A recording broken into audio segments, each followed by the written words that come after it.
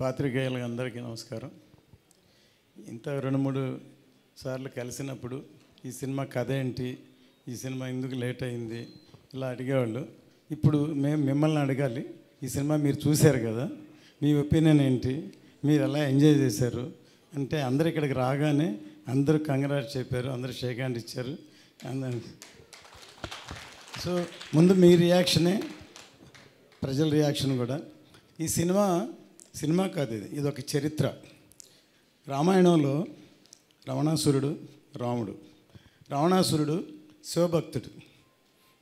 అతను విష్ణు భక్తుల్ని ద్వేషిస్తాడు. తన శివభక్తుడు కాబట్టి శివుని బాగా పూజిస్తాడు.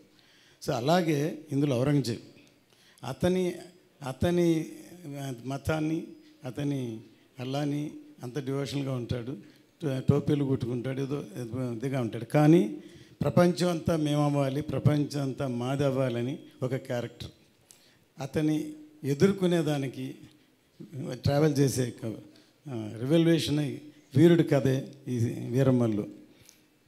కళ్యాణ్ గారు ఇంతవరకు పాలిటిక్స్లో ఒక ఎర్ర తువాలు వేసుకుని అలాంటి ఇంట్రడ్యూస్ చేశారు.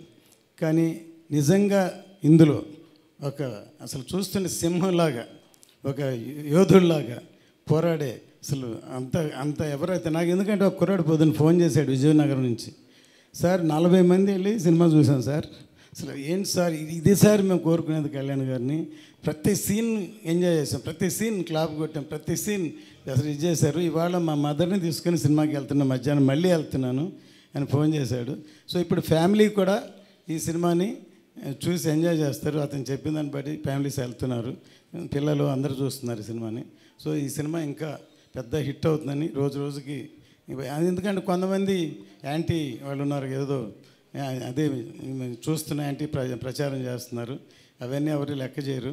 ఖచ్చితంగా ఈ సినిమా పెద్ద హిట్ అవుతుంది. కళ్యాణ్ గారి ఇమేజ్, కళ్యాణ్ గారి అసలు ఈ సినిమాలో అసలు ఎంత కష్టపడి యాక్ట్ చేశారు, ఎంత యాక్టింగ్ అంటే ఇందులో ఎంత ఫైట్స్ ఎక్కువ ఉన్నాయి. అందులో ప్రీ క్లైమాక్స్లో ఇంకెవరూ చేయలేరు, 2 చేతులతో వీరు విహారం చేశారు. ఈ సినిమా చూస్తే అంత అందరూ ఎంజాయ్ చేస్తారు. సో పాత్రికేయులందరికీ మీ అందరూ సపోర్ట్ కావాలి, ఇంకా దీన్ని బాగున్నదాన్ని ఇంకా ఎక్కడో తీసుకెళ్ళాలి. సో మీ అందరూ హెల్ప్ కావాలి, ఎందుకంటే అందరూ మనవాళ్ళే, అందరూ సినిమాలో ఉన్నాం. సో సినిమా సక్సెస్ అవ్వడం కష్టం, సినిమాని అంత కష్టపడి చేసాం కాబట్టి మీ అందరూ సహకారం కావాలని కోరుకుంటున్నాను. Thank you sir, thank you so much. నిజంగా ఈ సినిమా అన్ని ఏజ్